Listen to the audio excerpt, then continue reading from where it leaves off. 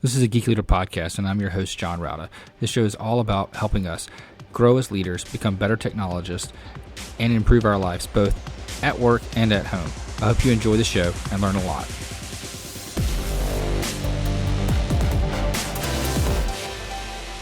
Welcome to a Geek Leader podcast. I'm your host, John Rauda. And if you could, please do me a favor and take a moment and leave a rating and review in whatever podcast player you're listening to this on, whether it's Apple Podcasts, Spotify, iHeartRadio, doesn't matter. I would greatly appreciate it. And that feedback really helps get other listeners to the show. Also, if you're not subscribed, go ahead and subscribe so you don't miss an episode. And if you feel so inclined, you can go to geekleader.com/tip and donate to the show. Thanks so much. All right, Geek Leaders, today I'm honored to have Dustin Domerese on the show. He is the CEO of the Dynamic Consulting Group. He's been helping tech leaders and leaders in general work with ERP projects and the Microsoft stack for many years. And he's the author of a book, Last Chance to Launch, which we're going to talk about today. Dustin, welcome to the show. Hey, John. Great to be on. If you don't mind, just tell the audience a little bit about your background, how you got into technology and consulting, and what is it that you do today? Yeah, thanks for the question.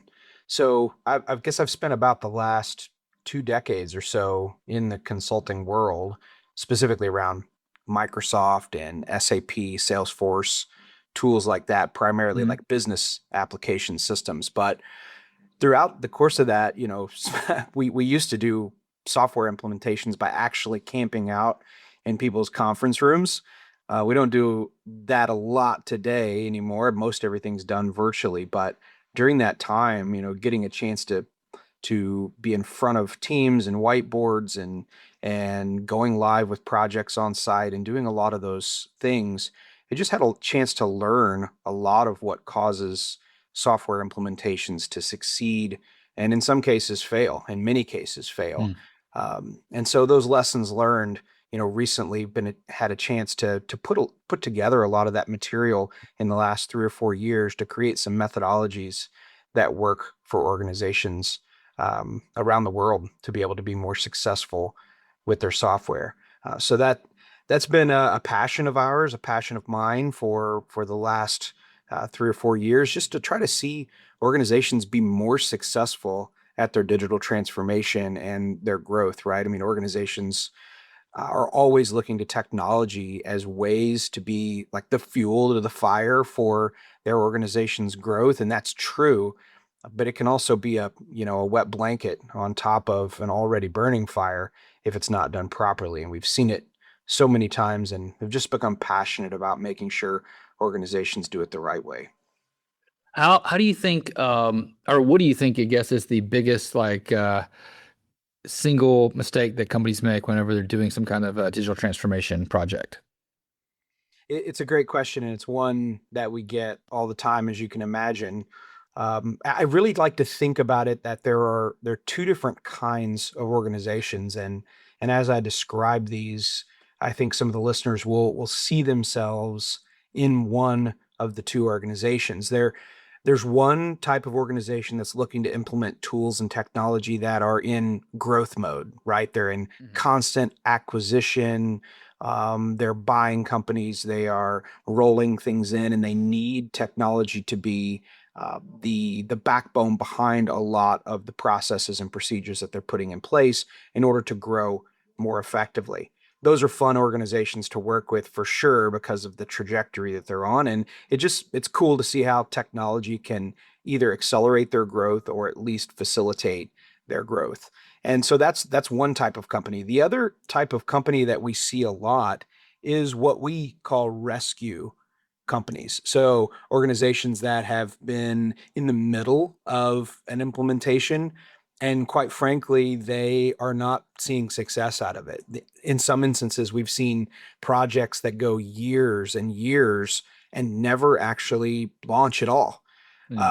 This is a crazy statistic to me to think about, but the Standish Group says that 66% of all technology projects fail to ever launch. McKinsey says 17% of those threaten the survival of the organization. Like they could literally shut down the company because of their failure. And then of that small percentage that do end up launching, 70% fail to deliver the expected outcome that they were the problems, the processes they were intended to solve to begin with. So Wow. it's really that type of rescue is the other type of organization. So you're either in growth mode or you're in rescue mode. And so your question about like what is the biggest challenge that you see, I think it's two different answers. And one Hmm. is companies that are growing and looking to implement technology to fuel that growth, they need to really be looking at the people that are either decision making or that are involved with the technology projects. Many times what we see is those types of projects start out being run by an IT department. And in my opinion, that's a mistake. Organizations need to be putting people in charge of these technology initiatives who are actually going to log in and use the system, and allow them to make the decisions on how to best set up software, to make the decisions on which technology in order to adapt. And so making sure that you've got the right people involved. Then there's the rescue side of things. And for me, a lot of times those rescue situations come about because C-level executives are just looking for an easy button. I've literally heard senior level executives say, I put my team in charge to go implement NetSuite, and I just told them, go get it done. And I empowered them to get it done. That is the exact wrong way to implement technology. And it ends up coming back to bite them because they're not willing to engage in the process that actually changes their business. Or worse yet, some of them are actually looking for deniability for when the Exactly. project goes south. They don't Yeah. they don't even want to be involved. Yeah. I was getting ready to say I've never seen a project like that work well. Where No, this uh but there's a lot that do it. There's a lot mhm. that do it. I'll tell you this quick story. There was a organization that we had worked with recently, and I mean it was a great synergy with the company. I mean, you've been in these situations, I'm sure. Like we've got a conference room, we've got all of the workers involved. We're excited about the implementation. We literally have a no kidding set of requirements identified, what we call level 3 requirements, the system shall type statements, and everybody's aligned on what the vision of the new marketing tool is going to be. Everyone's aligned on what the outcomes of the marketing tool is going to be. And so they're like this entire digital transformation's happening inside of this marketing group, and everyone's aligned. And then the VP of marketing comes in the room, late to the meeting because they're busy, but they come in and it's like all of the air gets just sucked out of the room. She has her opinions on what the system should or shouldn't do. And it's like everyone else in the room just completely shut down. They became unengaged. They were not willing to speak up and voice an opinion that was different from hers, and it just became a toxic situation. But you know what, we're moving forward with it right now, and guess whose design is being selected? The VP of marketing. But yet we know behind the scenes that this is not going to work for many of the frontline executives. And it's a challenge because marketing, in this instance, a marketing system that is not led by the frontline workers who are going to be using every day and know the things they need to track, the metrics they need to see outcomes, all of those things. If they're just simply bowing to like whatever our marketing leader has said is the priority, it's going to be an adoption challenge, and it's going to end up being a system that nobody uses. And that happens all the time. Yeah, it sounds like the biggest flaw here is like it's just a leadership problem and having the right leadership to bring everybody together to focus on it instead of, being late to the table and, having a kind of an authoritarian approach. Am I wrong in that? It's absolutely a leadership. It's an absolutely a leadership issue. Many times, we see it a lot of times where you end up getting these creative individuals that kind of sidestep for the ones that are successful. Mhm. It ends up becoming successful in spite of good leadership because you get individuals inside of these companies, and I know everyone has met these individuals. We call them the troublemakers inside of the company. but they're really just creative problem solvers. They're the ones that have the computer running under their desk that no one knows about. It used to be like access databases and SQL reporting services reports that are really running to do all the operations of the business. Now it's OpenClaw or other tools that they have running, but they're problem solvers, and IT departments don't even know what they're doing, and operations are being run and it's being run smoothly, and but no one knows how. Like those types of individuals become like this shadow IT inside of organizations that actually get the stuff done. um, the challenge with that is they feel like they have to operate in the shadows because they don't have the tools that they need or the backing by leadership to be able Mhm. to go solve those problems. I mean, I don't know how many times, like right now inside of organizations, there are people that are using AI tools. Maybe not to the extent of OpenClaw or something like that, but they're using AI tools to solve problems today. And the IT departments are basically just saying, don't use don't use AI tools, or this is the only approved. It's only Microsoft Copilot, and don't use anything else. And people are doing it anyway. But they're just trying to get work done because they have a fear that if they bring everything that they're doing out on the table, they're going to get shut down. And organizations are going to say, no, don't do that. Instead of saying, let's figure out a way to empower you to do the things that you need to do on a daily basis. You've got your senior leaders that are just basically issuing directives Mhm. without fully understanding what the frontline workers dealing with every day. Yeah, a lot of them just like create policies, and I remember this is several years ago now. It was right as ChatGPT was kind of making its first public push. I think it was like 2 Novembers ago or something like that. And I there was can't believe it's been that long ago, actually. yeah, there was a senior leader that sent out a document saying like, oh, we should ban AI. You need to write a policy against AI. And I was like, absolutely not. If anything, we need to be like writing policies to encourage it and to learn about it and to, set up tests and prototypes and play around with it so we can see where this is going to go. You can't just ban something you don't understand. Oh, absolutely. Absolutely right.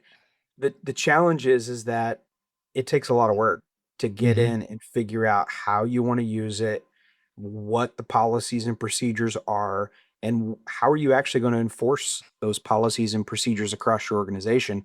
That requires a lot of effort, and that means you're going to have to redirect effort away from something else inside of the company in order to make that work. And so just there's not a lot of leaders that were willing to do that early on, and now they're behind because of it. I mean, I've seen the Microsoft Copilot adoption numbers, and don't quote me on this, but I think it was like 13% adoption of Copilot of all of the licenses and things that Microsoft has rolled out, in their enterprise AI offering. Um, 13% adoption is not great. And it can't be because the tools are bad, because I mean, it's just open AI in a different wrapper.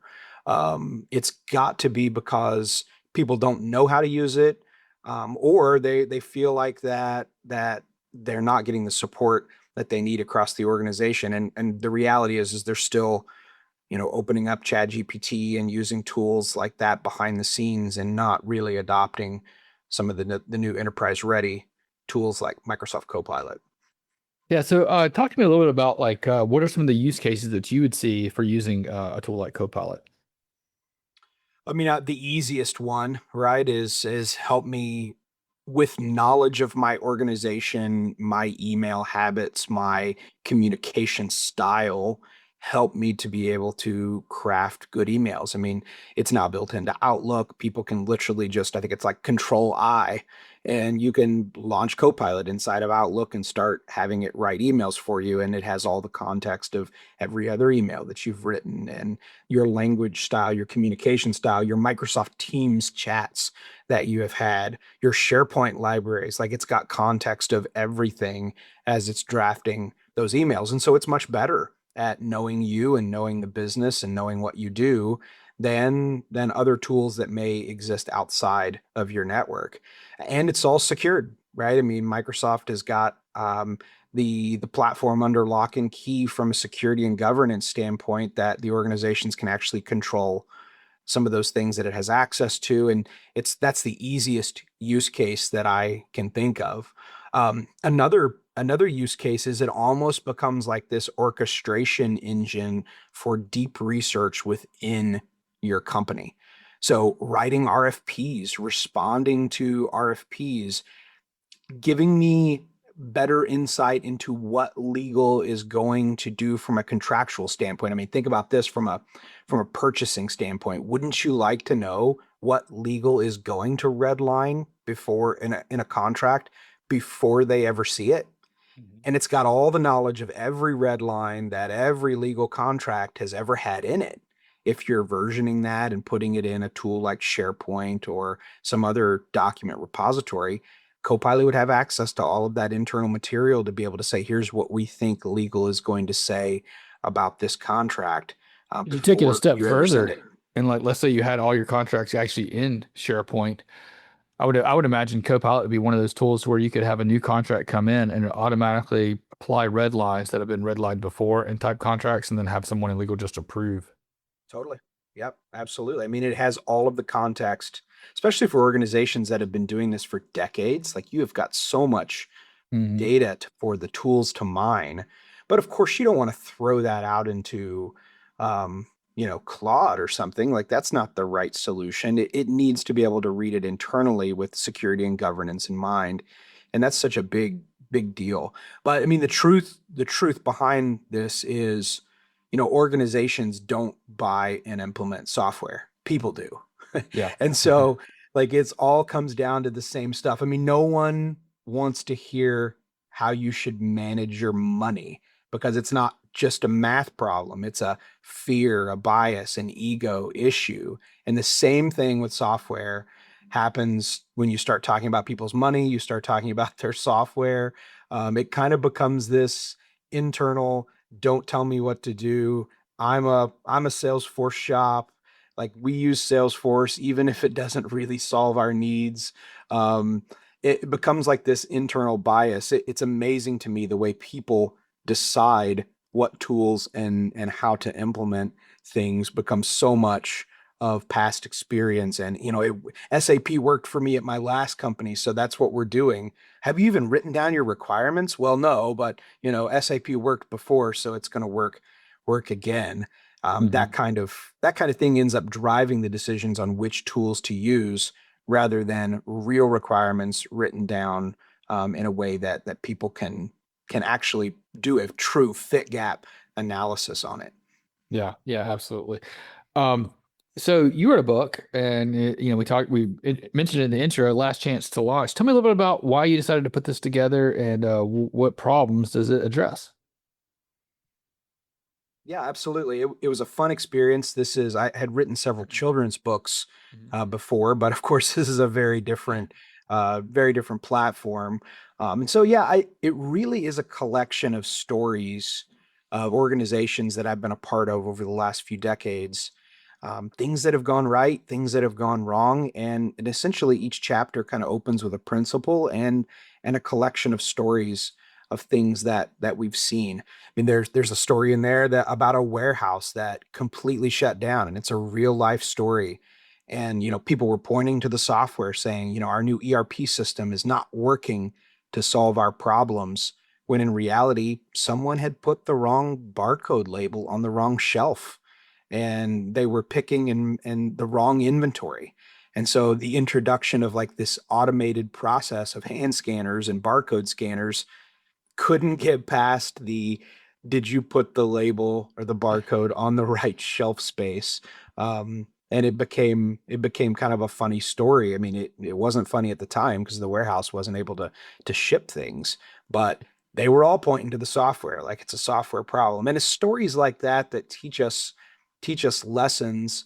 And I think the three lessons that I like to bring out when I talk to people is, you've got to start with clear requirements. You've got to build a great team, and you've got to live in a 90-day world.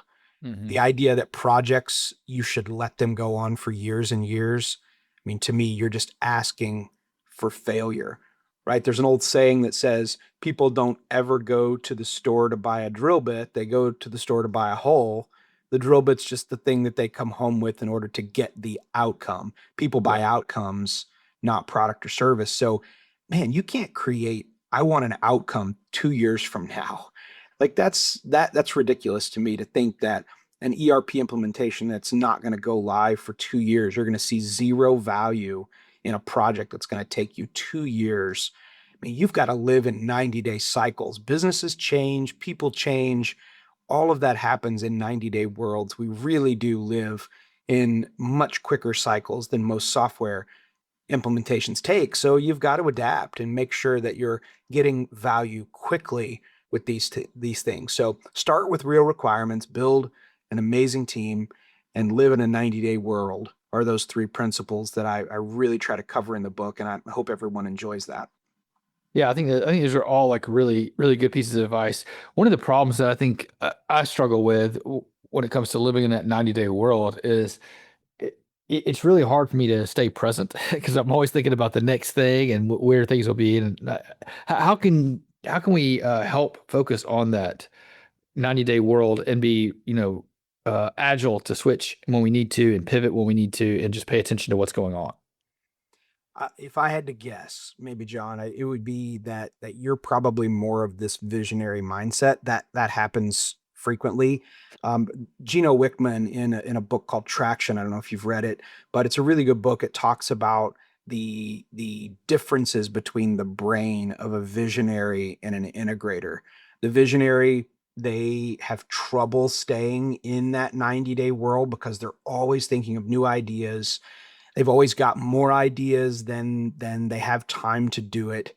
It's a great person and a position to be in for that type of brain. They've got this, except this is generally where things like scope creep in a project and Mhm. all of that come from because of that visionary mind.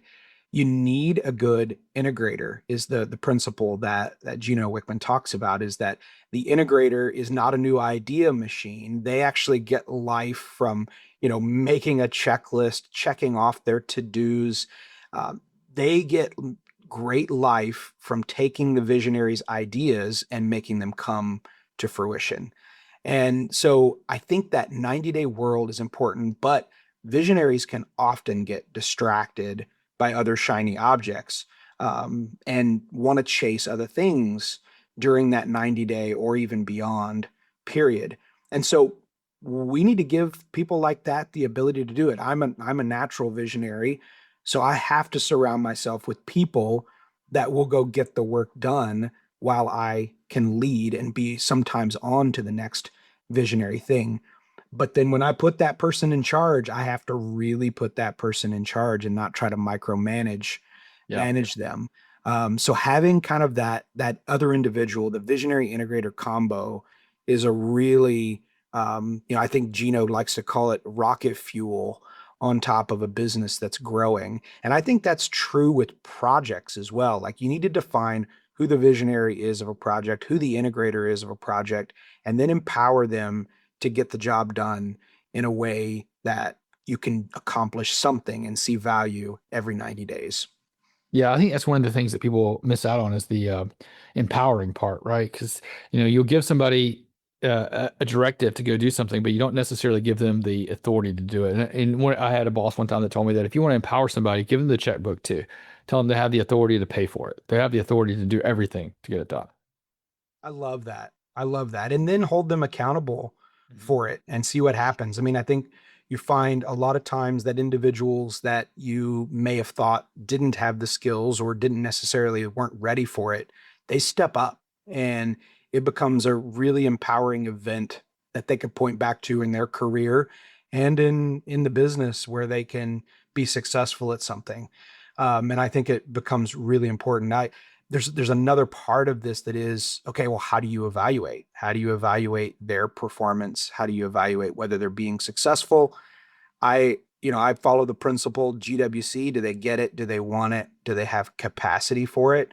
Like you said, if you put them in charge of the budget, they got to understand how to get the job done. They've got to get it. They have to be passionate about it. They've got to want it. And then they've got to have capacity for the position or for the initiative that you're trying to take on. You can't take somebody that, their job is running the entire warehouse, and you also want to throw this other thing on them without changing their capacity constraints. You got to empower people to actually have the time to invest in that work as well. And then make changes if it's not working, right? I mean, take them out of that seat, put them in a different seat. That's what the visionary integrator role does in my mind, is just make sure that the team is functioning, giving them the power to do it, and then making quick changes if things aren't working correctly. Yeah, absolutely. I think that's definitely the way to do it. Dustin, thanks so much for the advice and coming on the show and sharing with our audience. How can people learn more about the things that you're doing, pick up a copy of your book, and maybe connect with you online? Yeah, thanks, John. It's been fun. So you can pick up a copy of the book on Amazon. It's called Last Chance to Launch, and I would love for everyone to read it. Give me your feedback. I hope it really does help empower some project teams around the world to do better work. And you can also connect with me on LinkedIn, Dustin Domerese on LinkedIn, dynamicconsultantsgroup.com. There's also a form there if you would like to schedule a meeting or chat with me. You can do that at dynamicconsultantsgroup.com. I would love the chance to meet and engage with the audience further. Yeah, absolutely. And Dustin, I'm going to link those in the show notes too at geekleader.com so people can go there and click through. Thanks so much for coming on the show. I really appreciate it. Hey, John, it's been great. Thank you. Hope you enjoyed the show. Please go to geekleader.com to learn more about what this guest is up to, click on their links, and connect with them online. I would also greatly appreciate it if you could leave me a rating and review in Apple Podcasts or wherever you listen to the show. And make sure you've subscribed if you haven't already. And if you feel so inclined, you can leave me a tip by going to geekleader.com/tip.